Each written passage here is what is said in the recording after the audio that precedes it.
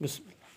Quelques jours plus tard, habitée de sentiments contradictoires, Alicia finissait de préparer ses bagages. Elle savait qu'elle avait raison de partir pour Greenville, mais la perspective de quitter Dan la remplissait de tristesse. Elle n'avait pas eu le courage de lui demander où il était, le soir où elle avait trouvé sa chambre vide. Depuis, il se comportait de façon délicieuse, l'entourant de 1000 attentions délicates, la traitant comme le plus précieux des trésors. En outre, il n'avait pas tenté la moindre manœuvre de séduction à son égard. Qu'aurait-elle pu souhaiter de plus? Elle avait même presque réussi à se convaincre qu'il l'aimait, ce en faisant abstraction de Maggie, bien entendu. Mais à quoi bon s'embarrasser de cela si Dan possédait le tempérament de son père? Après avoir été sur le point de lui faire l'amour, ne s'était-il pas précipité chez Maggie?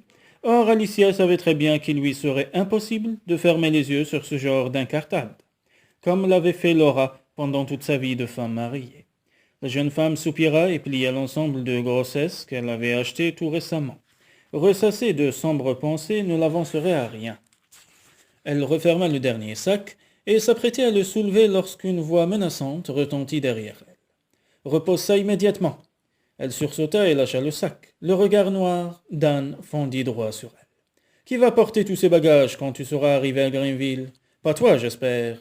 Puis soudain radouci, il secoua la tête. Ce n'est pas une bonne idée, Alicia. Je persiste à penser que tu ne devrais pas partir. Elle redressa le menton. J'ai promis à mes employeurs d'y aller. Il se trouve que j'ai pour habitude de tenir mes promesses. Comme Dan serrait les mâchoires, elle sentit la culpabilité s'insinuer en elle. Il se rapprocha davantage encore d'elle et lui prit la main. Pendant les instants qui suivirent, il joua avec ses doigts, puis fit tourner l'alliance qu'elle portait à l'annulaire. Bill t'a-t-il dit qu'il ne fallait pas que tu gardes cette bague si tes doigts commençaient à gonfler? Non, mais ne t'inquiète pas. Je l'enlèverai si je remarque la moindre anomalie. Bien, bien. Le silence s'installa entre eux. Dan, y a-t-il quelque chose dont je devrais me soucier? Pendant les instants qui suivirent, leurs regards restèrent soudés l'un à l'autre. Puis il secoua la tête en soupirant. Probablement pas. En réalité, j'essaie de trouver un prétexte pour t'empêcher de partir. Combien de temps passeras-tu là-bas? 2 ou 3 mois. Tu m'as dit que ta mission serait la même qu'ici, or tu es resté 4 mois à Providence. Il tendit la main vers elle et lui caressa la joue. Le cœur battant, elle recula. Ses gestes tendres lui étaient de plus en plus insupportables. En général, quand les logiciels sont bien adaptés aux besoins du service, j'en ai tout au plus pour 2 mois, déclara-t-elle avec un entrain forcé, et je rentrerai le week-end. Elle marqua une pause et lui sourit. Maintenant tu veux bien porter mes bagages jusqu'à la voiture, puisque tu as décidé que je ne pouvais pas même soulever une plume. L'espace d'un instant, elle crut qu'il allait refuser. Il y a 2 heures de route, Alicia. Pourquoi ne pas partir demain, après une bonne nuit de sommeil? La jeune femme soupira. Nous en avons déjà discuté, Dan, parce que justement je tiens à passer sur place la nuit précédant ma première journée de travail, afin d'être fraîche et dispose. Rappelle-toi les propos de Bill. Il affirmait que tout se passerait bien si je ne me surmenais pas. Bon, dans ce cas je vais te conduire moi-même à Greenville. Désolé, mais je n'en vois pas l'intérêt. Je n'aurai aucun moyen de locomotion là-bas, et j'ai bien peur que Greenville soit encore moins bien loti que Providence en matière de transport en commun. Brad m'a proposé de nous suivre et ensuite de me ramener ici. De mieux en mieux. Si Brad s'y met lui aussi. Elle leva les yeux au ciel et tendit la main vers un de ses sacs. Bah, il est temps de partir maintenant. Tu m'as bien dit que tu ne voulais pas que je roule de nuit, n'est-ce pas? Si tu touches à un seul de ces bagages, je ne réponds pas de moi, lança-t-il en l'attirant dans ses bras. Alicia s'écarta aussitôt de lui, furieuse. Quand cesseras-tu de me considérer comme une enfant? Puis elle lâcha un énorme soupir. Désolé, Dan. Je sais bien que tu n'agis ainsi que dans l'intérêt de ton bébé. C'est aussi le tien. Exact, et tu devrais donc te douter que je ferai tout ce qui est en mon pouvoir pour le protéger. La tête enfoncée dans les épaules, il regarda fixement les lattes du paquet. Je ne peux pas m'en empêcher, Alicia, vu tous les problèmes que tu as eus. Ces problèmes étaient essentiellement liés à notre relation, rétorqua-t-elle froidement. Ils quittèrent enfin la pièce, et Dan ne reprit la parole que quand tous les bagages furent placés dans le coffre. Alicia s'apprêtait à s'installer au volant lorsqu'il l'enlaça de nouveau. Fais bien attention, lui chuchota-t-il à l'oreille, et n'oublie pas que le temps va empirer à partir de dorénavant. Ne prends surtout aucun risque. Elle tenta d'échapper à son étreinte. Si les conditions météorologiques ne s'y prêtent pas, je ne rentrerai pas le week-end, promis. De toute évidence, cette réponse ne plut pas à Dan. Les mains posées sur la taille de la jeune femme, qui commençait à s'épaissir, il fouilla son regard, puis se pencha vers ses lèvres. Comme elle se raidissait, il murmura. « Pense aux voisins. Il faut que ces adieux leur paraissent déchirants. Voyons. » L'instant suivant, ils étaient tendrement enlacés. Alicia s'aperçut avec horreur qu'elle répondait fougueusement à son étreinte. Elle aurait dû le repousser, mais ne parvenait à s'y résoudre. Son corps n'obéissait plus aux commandes de son cerveau. Lorsque Dan redressa enfin la tête, elle s'en voulut de ne pas s'être ressaisie la première, et furieuse contre elle-même, s'empressa de monter en voiture. Elle passait déjà une vitesse lorsqu'il pressa le visage contre la vitre de sa portière. « Prends bien soin de toi, Alicia, et surtout du bébé. » Elle démarra en tremble, le maudissant et se maudissant elle-même, chaque fois qu'elle avait l'impression que leur union s'engageait sur une voie normale. Il prenait un malin plaisir à lui rappeler que leur mariage n'était pas un mariage d'amour. Quand donc comprendrait-elle la leçon? 6 semaines s'écoulèrent, Alicia saisissant la moindre excuse pour ne pas passer le week-end à Providence. Chaque fois qu'elle s'y rendait, elle avait hâte de repartir. Durant ces brefs séjours, elle devait écouter Laura et Mélanie, ainsi que Brad et Cindy, lui raconter tous les événements qui s'étaient déroulés pendant son absence. De plus, Dan était souvent de garde, tant et si bien qu'elle ne le voyait presque pas, ce qui, tout compte fait, était préférable. Un week-end, elle avait évoqué la pluie et des risques de verglas, puis des problèmes liés au système informatique. Le week-end suivant, celui d'après, d'éventuelles chutes de neige annoncées par le service météorologique. La neige finit par tomber 15 jours avant son retour définitif à Providence, et elle en fut soulagée. Encore un week-end pendant lequel elle ne verrait pas Dan, songea-t-elle en composant le numéro de téléphone de leur maison. Comme elle s'y attendait, elle tomba sur le répondeur automatique. « Je t'avais promis de ne pas prendre la route si le temps ne s'y prêtait pas, » déclara-t-elle après le bip sonore. « Donc je ne bougerai pas ce week-end non plus. Je suppose que nous nous verrons la semaine prochaine. J'en profiterai peut-être pour faire tous mes achats de Noël. » Elle s'éclaircit la voix. En tout cas, bon week-end et sans doute à la semaine prochaine. » La jeune femme raccrocha en soupirant, comme si elle venait de s'acquitter d'une tâche particulièrement pénible. Puis elle balaya du regard la chambre qu'elle occupait dans ce confortable motel et se laissa tomber sur le lit. Comment diable s'y prendrait-elle pour tuer le temps pendant les 15 jours à venir? Car malgré tout, Dan lui manquait. Elle soupira de nouveau, puis se glissa sous la couette, qu'elle remonta jusqu'au cou. Entre enceintes présentait au moins un avantage, elle était toujours fatiguée, et pendant qu'elle dormait, le temps passait. Alicia venait tout juste de fermer les yeux lorsque 2 coups retentirent à la lourde porte de sa chambre. Elle crut rêver en découvrant Dan sur le seuil, les cheveux couverts de gros flocons de neige. « Tu ne me proposes pas d'entrer » lança-t-il tout en se frayant chemin dans la pièce bien chauffée. Sous les yeux toujours ébahis d'Alicia, il referma la porte et posa son petit sac au pied de la télévision. « Dan, que fais-tu ici » articula-t-elle enfin. « Si la montagne il ne vient pas à Mahomet, alayhi salatu wassalam, » il laissa la phrase en suspens, et horrifiée par sa propre réaction, Alicia éclata en sanglots. « Oh, Alicia !» Il la prit dans ses bras et la berça tout doucement. « Que se passe-t-il, mon cœur ?» Cette manifestation de tendresse n'eut d'autre effet que d'accentuer son chagrin. Incapable de parler, elle ne parvenait à tarir le flot de ses larmes. « Allons, ma chérie, calme-toi, je n'avais pas l'intention de te mettre dans un tel état. Je ressemble bel et bien à une montagne, lança-t-elle enfin, partagée entre le rire et les larmes. Dan rit à son tour. « Espèce de folle, c'est donc là ce qui te préoccupe ?» Dan se ca. « Je n'ai pas choisi la formule la plus adaptée. Tu as vraiment cette impression? Regarde-moi. » Il s'exécuta sans se faire prier, et d'un œil caressant, examina ce corps qu'il connaissait si bien et qui, en l'espace de quelques semaines, avait pris de superbes rondeurs. « Tu es magnifique, » chuchota-t-il avant de l'enlacer de nouveau. Il couvrit de baisers ses joues encore mouillées de larmes. « Mon Dieu, Alicia, si seulement tu n'étais pas aussi belle !» Il s'empara de ses lèvres, tandis que ses mains exploraient tout doucement sa silhouette joliment arrondie. Au moment où ses pommes effleuraient le petit ballon que formait à présent son ventre, le bébé bougea. Dan s'écarta de la jeune femme, les mains toujours posées sur son ventre, et ils se dévisagèrent les yeux écarquillés. Jusque-là, Alicia n'avait senti que de très légers mouvements, un peu pareils au battement d'ailes d'un papillon. Mais cette fois, le bébé avait réellement bougé. Tu l'as senti balbutia-t-il. Un éclat de rire joyeux salua cette question. Bien sûr, je te rappelle que c'est mon corps. Il l'enveloppa d'un regard tendrement moqueur. Étonnée, elle constata que le fait que le bébé se soit manifesté avait chassé son chagrin. Et maintenant, lança-t-elle, les poings sur les hanches, aurais-tu la gentillesse de m'expliquer ce que tu fais ici, Danbridge? Très volontiers, mais devant un repas consistant, je meurs de faim. Moi aussi.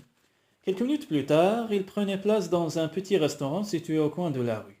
Dès qu'ils eurent passé la commande, Alicia réitéra sa question.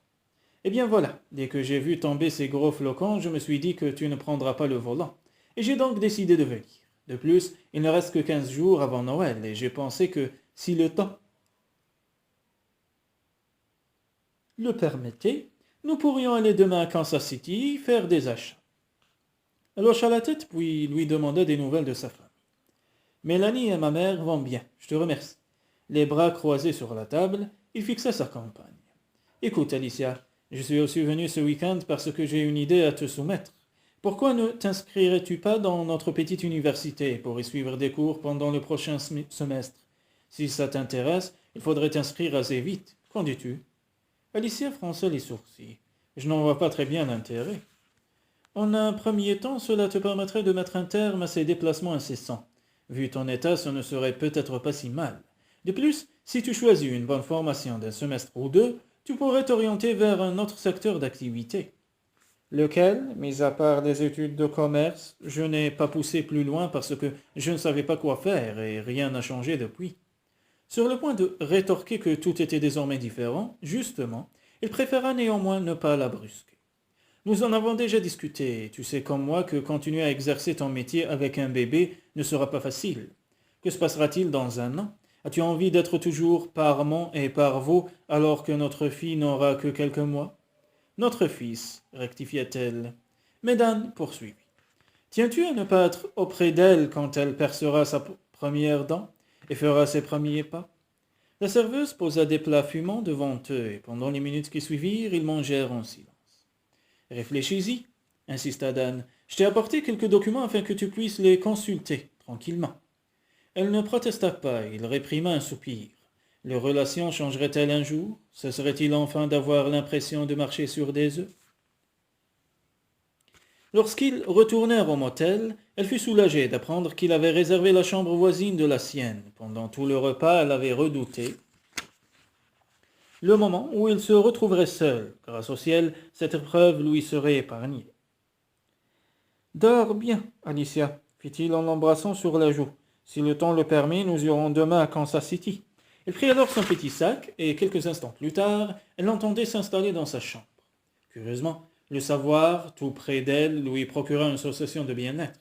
Confortablement installée sous la couette, elle se cala contre les oreillers et examina la brochure qu'il lui avait apportée. Ce catalogue présentait différents types de formations. Gestion d'entreprise, direction du personnel, relations publiques. Si elle s'orientait vers l'une de ces branches, gagnerait-elle assez d'argent pour embaucher une nounou et payer toutes ses factures?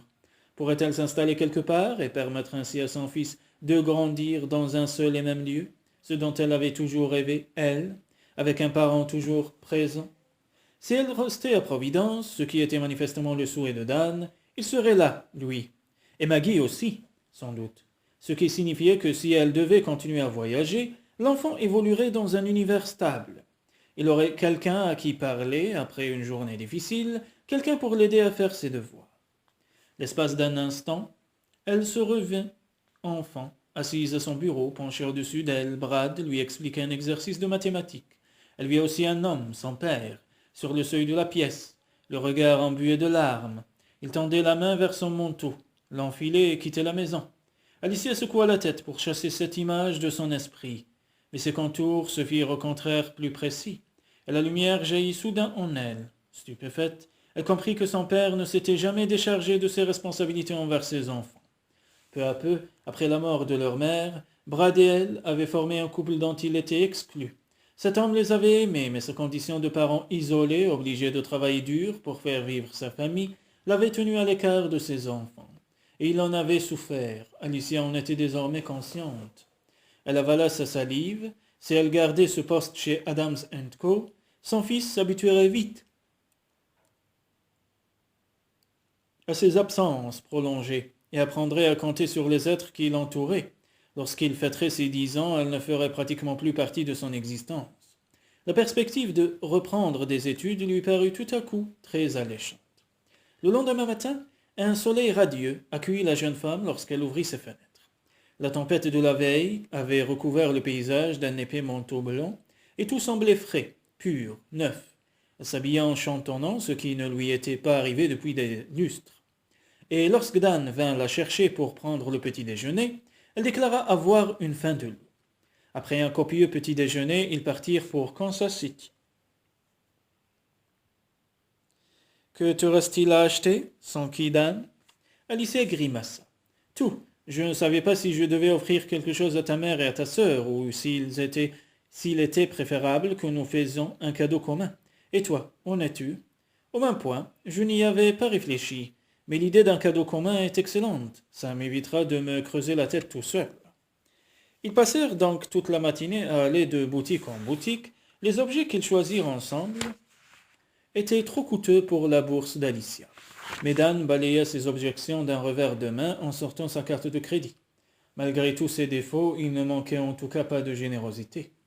À midi, Dan laissa la jeune femme dans une petite cafétéria, devant un jus d'orange, pendant qu'il partait ranger tous les paquets dans le coffre de la voiture. « Tu as l'air fatigué » déclara-t-il à son retour. « Je le suis, mais si je me repose un peu maintenant, je serai prête pour le deuxième round, tout à l'heure. Nous devrions profiter pour déjeuner. » Elle accueillit cette proposition par un grand éclat de rire. « Je suppose que tu plaisantes, nous n'avons pas arrêté de manger de la journée. » En effet, chaque fois qu'il passait devant un stand de nourriture, Dan achetait des fruits secs, du chocolat et autres aliments hautement énergétiques, qu'il dégustait d'ailleurs avec autant de plaisir qu'elle. Et à chacune de ses pauses, il insistait pour qu'elle s'asseye et se repose. Il ferait un père merveilleux, songea-t-elle, dans un brusque accès de mélancolie. Les sourcils froncés, il se pencha alors vers elle et lui prit la main. « Qu'y a-t-il? Tu ne te sens pas bien ?»« Comment? Oh, si !» répondit-elle avec un sourire forcé. « J'étais en train de penser au bébé. »« Et c'est cela qui te rend triste ?» Cette fois son sourire fut sincère. « Non, bien sûr, mais quelquefois je l'envie. » Cette remarque lui valut un regard interrogateur. « Tu feras un père formidable. Notre enfant a bien de la chance. »« Et c'est cela qui te rend envieuse ?» lança-t-il étonné. « D'une certaine façon. » Elle examina en silence la marque de rouge à lèvres sur le rebord de son verre, puis releva les yeux. « Je pensais à mon père hier soir. En d'autres circonstances, il se serait beaucoup mieux acquitté de son devoir parental, j'en suis désormais persuadé. » Dan se raidit, comme si le fait d'être comparé au père d'Alicia le blessait. « Tu m'as bien dit qu'il buvait beaucoup, non ?» Elle s'empressa de changer de sujet. « J'ai jeté un coup d'œil au catalogue que tu m'as apporté. Je crois que je vais me renseigner sur les formations qui débutent le semestre prochain. »« Parfait, » déclara-t-il avec enthousiasme. Ses prunelles trahissaient toutefois une certaine confusion, et elle comprit qu'il attendait qu'elle reprenne la discussion là où elle l'avait laissée. « Pour en revenir à mon père, je me suis aperçu qu'il n'avait guère le choix. À la mort de ma mère, nous étions encore petits, Brad et moi. Il lui a fallu régler les factures d'hôpital, les frais d'enterrement. S'il avait quitté son emploi pour en chercher un autre, lui permettant d'être plus souvent à la maison, cela nous aurait privés de revenus qui nous étaient indispensables à cette époque-là. » Il serra la main de la jeune femme, qu'il n'avait pas lâchée, et elle se surprit à s'agripper à ses doigts puissants. « Quoi qu'il advienne plus tard, Dan, je veux que tu saches combien j'apprécie le fait que tu me proposes certains choix. » Pendant les instants qui suivirent, il parut incapable de parler, puis il cligna des paupières. « Je cherche seulement à offrir ce qu'il y a de mieux à notre enfant. » « J'en suis consciente. C'est bien pour cela que je crois que tu feras un père merveilleux. » Elle esquissa un faible sourire et lâcha la main de Dan. « Notre fils aura beaucoup de chance, si j'arrive à trouver un emploi stable. Il aura son père et sa mère, ainsi que nos familles. » Imaginant Maggie avec l'enfant dans les bras, elle réprima un soupir. « Je suis si soulagé que tu veuilles bien envisager cette solution, Alicia. Ne pas saisir la chance qui s'offre à moi avant la naissance du bébé relèverait de la folie. Je t'en suis très reconnaissante. Ne me remercie pas, je ne fais que penser à moi sur la durée, et c'est moi qui en serai bénéficiaire. Ah? Évidemment, si tu continues à exercer un métier qui exige des déplacements perpétuels, rien ne te retiendra à Providence. C'est ma ville natale, mais il serait stupide de ma part d'imaginer que tu désires t'y installer si l'on te propose mieux ailleurs. De ce fait, j'aurais du mal à jouer pleinement mon rôle de père. Qui te dit que je ne quitterai pas Providence à la fin de cette formation universitaire? Il est fort possible que je trouve un poste beaucoup plus intéressant ailleurs après tout. Je sais bien, mais je compte sur la chance. Il éclata d'un petit rire qui sonna faux aux oreilles de la jeune femme. Ne t'inquiète pas, je garderai les yeux et les oreilles grands ouverts, au cas où j'entendrai parler d'un emploi taillé sur mesure pour toi. Et Brad est prêt lui aussi à tout mettre en œuvre pour que tu restes à Providence. Si vous vous y mettez à deux, soupira-t-elle, feignant l'accablement. Elle n'avait cependant pas le cœur à plaisanter. Que voulait-il donc? Avoir son fils, sa femme et sa maîtresse auprès de lui?